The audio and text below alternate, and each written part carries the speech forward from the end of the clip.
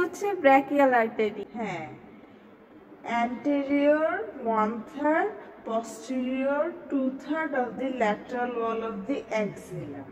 এখানে একটা পয়েন্ট, মানে এখানে পালসেশনটা ফিল করা যাবে, তাই তো?